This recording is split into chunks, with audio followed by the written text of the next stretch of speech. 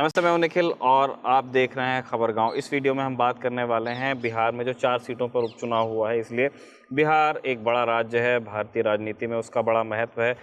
और बिहार में ये जो उपचुनाव हुए हैं ऋषिकेश, उसमें हम ये भी देख रहे हैं कि प्रशांत किशोर ने जो पार्टी खड़ी की है जनसुराज, उसका भी हमको भविष्य तय होता हुआ दिख रहा है। पहले हमें हमारे दर्शकों को ये बता दीजिए आपकी किन 4 सीटों पर उपचुनाव हुआ और वहाँ पे उपचुनाव की आवश्यकता क्यों पड़ी थी? इस चुनाव में 4 जो सीटें थी वो थी तरारी, रामगढ़, इमामगंज और बेलागंज।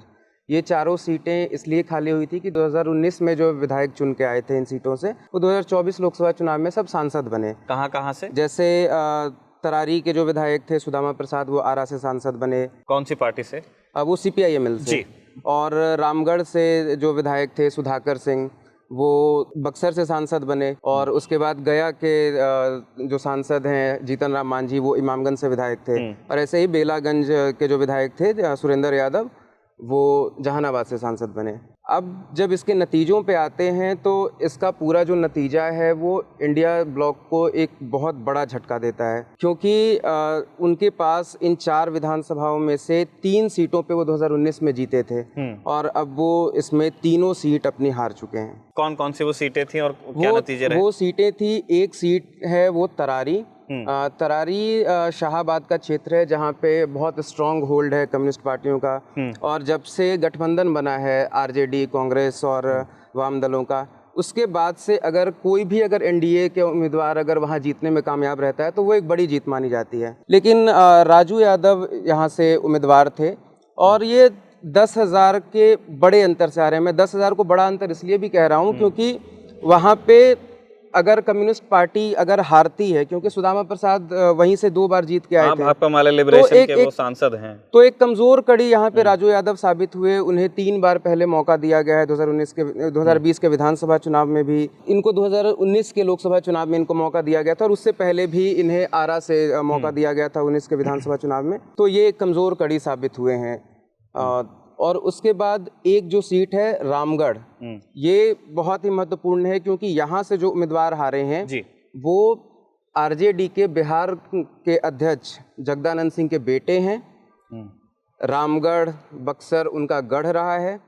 उनके भाई सुधाकर सिंह, अजीत सिंह वहाँ से उम्मीदवार थे जो कि सुधाकर सिंह के छोटे भाई हैं, तो वो यहाँ से चुनाव हार गए। और इसके पीछे हारने की वजह ये रही कि 2015 के चुनाव में जब जगदानंद सिंह अपने बेटे के लिए वो सीट तय कर रहे थे, उससे पहले वहाँ अंबिका यादव RJD से विधायक रहे थे। तो इस बार बसपा ने अपना एक उम्मीदवार उतारा और उनको ही टिकट दिया। उनके भतीजे को, अंबिका यादव के भतीजे सतीश यादव को वहाँ से टिकट मिली और वो दूसरे नंबर पे रहे। आप सोचिए कि जिनके पिता का पूरा गढ़ हो, वहाँ पे अगर वो उम्मीदवार अगर तीसरे नंबर पे रहता है तो ये एक बहुत बड़ा झटका है। ठीक। उसके उसके बाद एक सीट है इमामगंज। इमामगंज में जीतन राम मांझी की जो बहू थी दीपा मांझी, वो यहाँ से चुनाव लड़ी। और इस चुनाव का जीत हार इसलिए बहुत महत्वपूर्ण है क्योंकि आप देखेंगे तो सिर्फ 6,000 का यहाँ अंतर रहा है। लेकिन जब आप ये देखने जाएंगे तो यहाँ पे जन स्वराज पार्टी के जो उम्मीदवार हैं उनको 37,000 वोट आए। और उसके बाद एक और पासवान उम्मीदवार हैं जो MIM से हैं, उनको यहाँ पे 8,000 वोट आए। अब आप सोचिए कि ये 37 और 7 44-45,000 का अंतर, मतलब जीत हार के अंतर से 9 गुना ज़्यादा बड़ा है। और फिर एक बेलागंज का सीट है जहाँ से चूँकि सुरेंद्र यादव जीत के गए जहानाबाद से दिल्ली पहुँचे, और तो यहाँ मनोरमा देवी 2 बार की MLC रही हैं और ये पहली बार विधायक चुन के आई हैं। तो ये 4 ये चारों सीटों के आपने नतीजे बता दिए और आपने कहा कि इंडिया ब्लॉक के लिए या बिहार में कह लीजिए कि महागठबंधन के लिए ये बहुत बड़ा झटका आप इसको कह रहे हैं। हमारे दर्शक इस बात में बड़ी दिलचस्पी लेंगे कि पहली बार ये है कि प्रशांत किशोर ने पार्टी लॉन्च की। उन्होंने एक लंबी यात्रा, जन स्वराज यात्रा निकाली। उनको काफ़ी तारीफ भी मिली कि भाई पैदल पैदल बिहार में बड़े दिनों बाद किसी नेता ने यात्रा की है और ग्राउंड इश्यूज़ को उठाया है। लेकिन उनका जो चुनावी प्रदर्शन है उस तरह से रहा नहीं। ये पहला उनका ट्रायल बाय फायर था। चारों सीट पर उनके कैंडिडेट थे? हाँ जी, चारों सीट पे थे। और कई बार अगर आप इसको एक सेमीफाइनल की तरह देखेंगे या आप अगर इसको ऐसे कहेंगे, किस तरह की बातें प्रशांत किशोर करते थे जब प्रचार में जाते थे? प्रशांत किशोर ने जब ये उपचुनावों की घोषणा हुई, जब इन सभी राज्यों के चुनावों के साथ वो चुनाव की घोषणा हुई, उन्होंने कहा कि अपने रैली में कि आप 2025 में जीतना चाहते हैं या 2024 में ही आपको जिता दें, कि मुझे लोग रणनीतिकार बनाते हैं, हम दिखाते हैं इनको अपनी रणनीति। तो जब प्रशांत किशोर खुद सामने आके कह रहे हैं कि हम जीतने की क्षमता रखते हैं और जीत के दिखाएंगे, तो ये बड़ा सेटबैक है। और सवाल अब यहाँ से चाहे जो भी कारण रहे हो, पार्टी नई रही हो, उनका स्ट्रांग होल्ड रहा हो, नहीं अभी बहुत कुछ बिल्ड करना बाकी रहा हो, लेकिन एक सेटबैक तो उनके लिए है।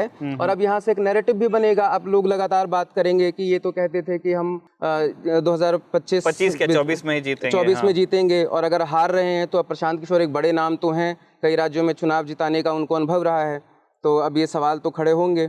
लेकिन एक चीज़ मैं और बताना चाहूँगा कि वो अपने स्ट्रांग होल्ड में बिल्कुल नहीं लड़े थे। उनका जो स्ट्रांग होल्ड है, उन्होंने अपनी पदयात्रा की शुरुआत मोतिहारी से की थी। वो गांधी जी के नाम पे उन्होंने पार्टी का अपना नाम भी रखा, और उसके बाद वहीं से पदयात्रा भी शुरू की। तो उनका जो स्ट्रांग होल्ड है वो पूर्वी चंपारण, पश्चिमी चंपारण, गोपालगंज, बेतिया या मिथिला सीमांचल के। लेकिन उपचुनाव वैसे क्षेत्र में हुए जहाँ पे उनका कोई ना तो होल्ड था और ना उन्होंने ऐसा कुछ काम किया था, ना ही ऐसी कोई एक्टिविटी दिखाई थी। तो इस वजह से भी उनको यहाँ पे मतलब झटका अपनी लगा। स्ट्रेंथ पे प्रशांत किशोर नहीं खेल रहे थे अभी, ऐसा कह सकते हैं। हाँ, उनका अपने स्ट्रेंथ पे नहीं खेल रहे थे, लेकिन वो एक ऐसी बात कह गए कि हम यहाँ भी हरा सकते हैं। तो ये थोड़ा उनके लिए बड़ा झटका एक साबित हुआ।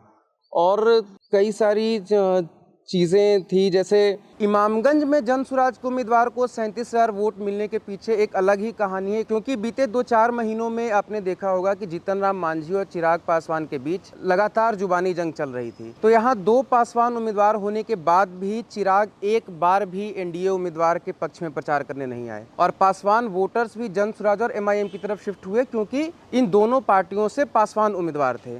एक चीज़ मैं और जोड़ना चाहूँगा कि आपने देखा होगा कि एक बार एक सम्मेलन था 3-4 महीने पहले, जिसमें वो कह रहे थे कि मुस्लिमों का जो मतलब तेल जो है, किरासन जो है, वो मुस्लिमों का जल रहा है और रोशनी किसी और के घर में हो रही है। उन्होंने लालू यादव और तेजस्वी यादव पे ये तंज कसते हुए, और ऐसा माना जा रहा था कि मुस्लिम वोटर्स काफ़ी ज़्यादा इनकी तरफ आ रहे हैं। लेकिन इस चुनाव से ठीक पहले आपने देखा कि शहाबुद्दीन की जो पत्नी थी हिना शहाब, उनको अपनी पार्टी में शामिल करके एक क्राइसिस मैनेजमेंट किया लालू यादव ने, तेजस्वी यादव ने। तो यहाँ पे जो मुस्लिम वोटर्स के बीच में जो एक स्ट्रांग होल्ड बनाने की कोशिश कर रहे थे, उसको एक बड़ा झटका लगा।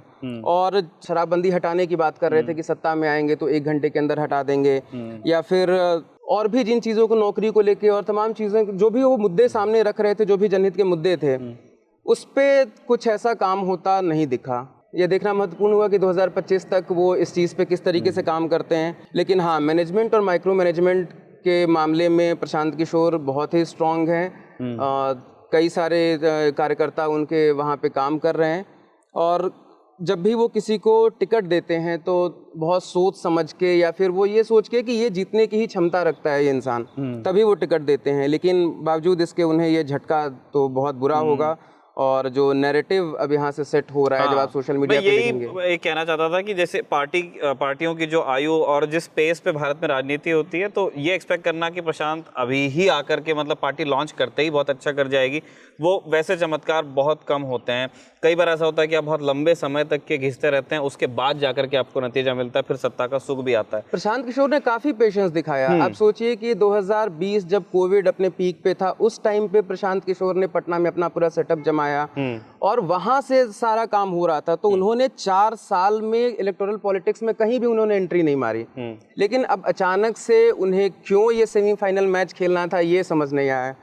और सेमीफाइनल 4 सीटें, हाँ, वो अपने एरिया के बाहर भी लड़ रहे थे, जैसा आपने ठीक उसको रेखांकित किया।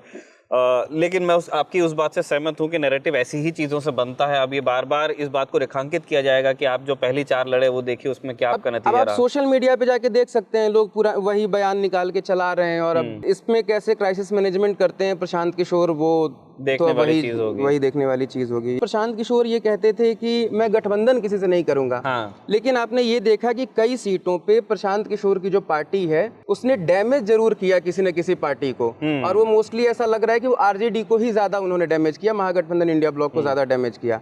तो अब सवाल ये उठेगा कि क्या प्रशांत किशोर को अगर कोई ऑफर करे, जैसे बसपा ने कई सीटों पे चुनाव लड़ा, इन 4 में से 3 सीटों पे चुनाव लड़ा, तो क्या प्रशांत किशोर ऐसे छोटे दलों के साथ, MIM के साथ या बसपा के साथ, क्योंकि अगर ऐसा कुछ वो गठबंधन बना लेते हैं तो फिर, लेकिन उन्होंने पहले स्पष्ट कर दिया कि नहीं हम तो 243 पूरी सीटों पे लड़ेंगे, लेकिन क्या वो यहाँ से ऐसा कुछ सोचेंगे? ये बहुत सारी चीजें अभी इसमें छिपी हुई है। निशाने पे तो देखिए महागठबंधन इसलिए क्योंकि उसके अंदर आरजेडी है और प्रशांत किशोर इंट्रोड्यूस करना चाहते हैं कास्ट एग्नोस्टिक पॉलिटिक्स बिहार में, और बिहार में कास्ट पॉलिटिक्स का सबसे बड़ा सारे ही कास्ट पॉलिटिक्स बिहार में कर रहे हैं, मतलब क्षेत्रीय दल हो चाहे राष्ट्रीय दल हो, सब वहाँ जाति की राजनीति करते हैं, लेकिन उसका सबसे बड़ा प्लेयर निर्विवाद रूप से आरजेडी है, जिनके पास में एक लॉयल वोट बेस है। तो उस वहाँ अगर वो डेंट करना चाहते हैं, इसलिए शायद वो ज़्यादा फ्रंटल अटैक उनका आरजेडी पर ही होता है, और कुछ सीटों पर आप आरजेडी को नुकसान होता हुआ भी देखेंगे। लेकिन अभी हमें देखना है कि आने वाले समय में प्रशांत किशोर की पार्टी का प्रदर्शन कैसा रहता है। जो इस सेमीफाइनल की जो ये बात हो रही थी उसमें तो प्रदर्शन ठीक नहीं रहा। ऋषिकेश, शुक्रिया, आपने जो जानकारी हमारे दर्शकों को दिया है, प्रशांत किशोर की इस हार का कॉन्टेक्स्ट भी दिया है, जो बहुत सारे लोगों को नहीं पता होगा कि इस हार को किस तरह से देखा जाए, डाइजेस्ट किया जाए। इस तरह के और वीडियो प्रेजेंटेशंस, आज नतीजों का दिन है, आते रहेंगे। हम महाराष्ट्र की बात कर रहे हैं, हम झारखंड की बात कर रहे हैं, हम पूरे देश में हुए उपचुनावों की बात कर रहे हैं। इन सारे वीडियोस को आप देखना चाहते हैं तो बने रहिए खबरगांव के साथ। शुक्रिया।